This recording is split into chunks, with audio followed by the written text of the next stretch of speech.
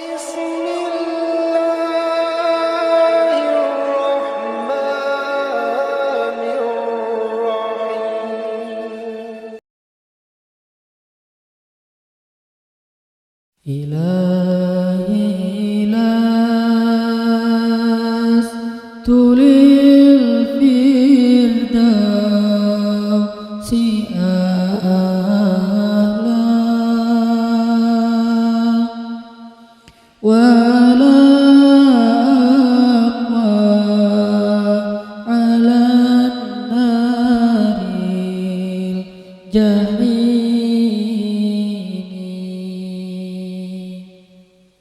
fahab li taubatan wafir dhunubi fa innaka ghafirudz dzambil azim.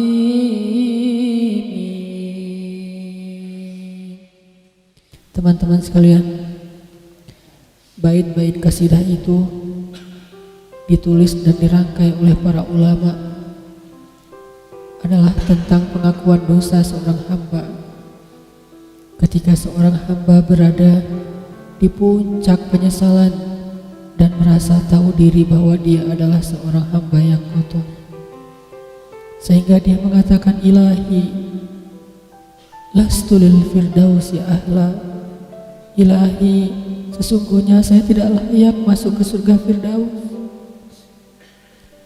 Saya kotor, saya hina, saya penuh cela, saya banyak aib, saya banyak dosa. Sangat tidak layak saya masuk ke surga Firdaus-Mu ya Allah. Tidak ada satupun amal yang bisa saya banggakan sehingga menjadi jalan bagi saya masuk ke surga Firdaus-Mu ya Allah. Kita harus merasa diri kita rendah di hadapan Allah. Itulah kenapa kita sujud. Dan Allah suka kepada orang yang merendahkan diri di hadapannya. Itulah kenapa Allah suka kepada hamba yang bersujud. Seandainya pintu surga itu terbuka dengan kunci amal solih, saya tidak punya kuncinya ya Allah. Saya beramal solih tetapi belum layak untuk membuka pintu surga. Saya sholat, saya puasa, saya tarawih, saya sedekah, tapi semua itu belum cukup untuk membuka pintu surga karena keterbatasan amal solih saya. Masih banyak kesalahan dalam amal-amal yang saya kerjakan karena saya bodoh ya Allah. Lalu bagaimana nasib saya kelak di akhirat ya Allah? Jika ditimbang-timbang, sungguh kedurhakaan saya lebih sering daripada istighfar saya ya Allah. Saya tidak pantas menjadi penghuni surga-Mu ya Allah. Wala aqwa 'alan naril jahimi. Tetapi saya juga tidak akan kuat dengan azab neraka jahim-Mu ya Allah. Karena sesungguhnya tidak ada satupun dari makhluk-Mu yang sanggup merasakan azab neraka. Semuanya takut kepada neraka-Mu ya Allah. Jangankan 1 tahun, jangankan 1 bulan, jangankan 1 hari, sedetik pun tidak akan sanggup ya Allah. Karena saya mendengar sesungguhnya Rasulullah SAW bersabda, azab yang paling ringan bagi penduduk neraka adalah dipakaikan baginya sendal terompah dari api yang membakar kakinya sampai mendidihkan kepalanya. Itulah azab yang paling ringan di neraka untuk orang yang paling ringan berbuat dosa. Bagaimana dengan saya ya Allah? Dosa saya banyak, saya pernah durhaka kepada ibu bapak saya. Itu saja sudah cukup bagi saya mendapatkan azab yang lebih besar di neraka, dan saya tidak sanggup ya Allah. Saya pernah durhaka kepada ibu saya marahi ibu saya karena satu kesalahan. Padahal saya lebih sering berbuat salah dibandingkan ibu saya, tapi ibu memaafkan saya.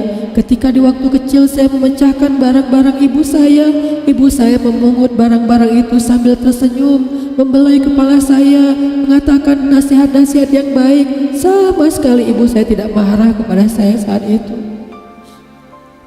Tapi ketika telah dewasa, tidak sengaja ibu saya yang sudah tua renta kadang memecahkan barang saya, merugikan sedikit saja dari harta saya marah seperti setan ya Allah. Saya bentak ibu saya ya Allah, bahkan kadang membuat ibu saya terluka, kaget, takut. Pantaskah seorang ibu merasa takut terhadap anak yang dia kandung 9 bulan, yang dia lahirkan dengan taruhan nyawa, yang dia susui dengan darah dagingnya, yang dia didik, dia jaga, yang dia berjaga di malam hari tidak tertidur demi untuk menjaga anaknya dari seekor gigitan nyamuk? Pantaskah ibu merasa takut terhadap anaknya sendiri? Cukup satu dosa besar saja durhaka kepada ibu membuat saya pantas masuk api neraka. Belum lagi dosa saya kepada ayah, ketika saya berdebat habis-habisan di hadapan ayah saya, hanya ketika ayah saya menasihati saya dengan satu nasihat sederhana, saya debat ia, seolah-olah wawasan saya lebih banyak, ilmu saya lebih banyak, pergaulan saya lebih luas, pendidikan saya lebih tinggi, padahal semua itu saya dapatkan hasil dari perjuangan dan pengorbanannya. Ketika keduanya sudah menjadi tua dan lemah, kadang keduanya rindu kepada saya ya Allah. Mereka memberi kami pesan ya Allah. Mereka bertanya, bagaimana kabarmu anakku? Tapi kami tidak peka. Hati kami tertutup dengan ego dan sombong. Kami tidak bisa membaca teks itu dari perasaan mereka. Kami hanya membaca teks mereka dan tidak segera membalasnya. Kami anggap teks dari orang tua kami tidak penting, masih bisa ditunda untuk dijawab nanti sore, padahal mereka sedang kangen, sedang rindu kepada kami ya Allah. Mereka tidak mengatakan kami rindu kepadamu wahai anakku, karena mereka tahu kalimat itu akan mengganggu kami. Kalimat itu akan menjadikan hari kami tidak lagi mudah. Kalimat itu akan merusak konsentrasi kami dalam bekerja. Kalimat itu akan menghalangi banyak urusan kami, sehingga mereka menahan diri. Mereka hanya bertanya, apa kabar kami? Lalu kapan kami berbakti kepada mereka ya Allah? Sampai seusia ini kami masih merepotkan mereka ya Allah. Kapan kami akan berbakti kepada mereka? Rasanya kami lupa. Entah kapan kami pernah memijat kaki mereka setelah mereka seharian bekerja. Entah kapan kami pernah memberikan minuman hangat untuk mereka. Kami durhaka kepada orang tua kami ya Allah. Bahkan setelah mereka wafat, kami lupa mendoakan mereka di dalam sholat kami. Harusnya kami disiksa di api neraka, tetapi kami tidak kuat ya Allah. Belum lagi durhaka, kedurhakaan kami yang lain, dosa-dosa besar kami yang lain. Kami pernah bermaksiat kepadamu diam-diam ya Allah. Kami pernah berbuat dosa diam-diam, dan padahal kami tahu itu dosa besar, tapi kami tidak peduli. Kami tidak takut kepadamu, seolah-olah ancamanmu itu hanyalah mitos, seolah-olah ancamanmu itu hanyalah fiktif, seolah-olah apa yang kau firmankan di dalam Al-Quran itu tidak benar-benar ada. Kami sombong menantangmu dengan berbuat dosa. Banyak dosa yang kami tidak bisa menyebutkan satu persatu ya Allah. Keluh lidah kami untuk menyebutkan dosa-dosa kami ya Allah. Malu untuk menyebutkan dosa-dosa kami ya Allah. Tidak ada yang bisa kami harapkan darimu selain Engkau terima taubat kami ya Allah. Fahabli taubatan, beri kami taubat yang nasuha ya Allah. Terima taubat kami ya Allah. Kami belum berani meminta surgamu, kami juga tidak akan kuat dengan nerakamu. Kami meminta terimalah taubat kami, penyesalan kami, janji kami untuk kembali kepadamu, memperbaiki diri. Teman-teman sekalian, mari kita baca bait itu dengan penyesalan. Kita baca bait itu seolah-olah kita sedang curhat kepada Allah Subhanahu wa Ta'ala. Ilahi las fidausi ahla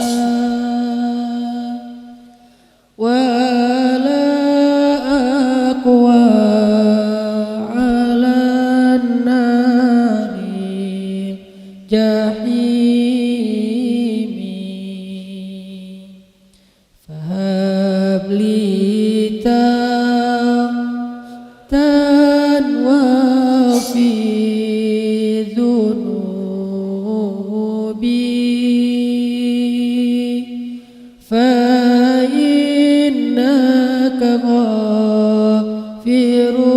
الذنب العظيم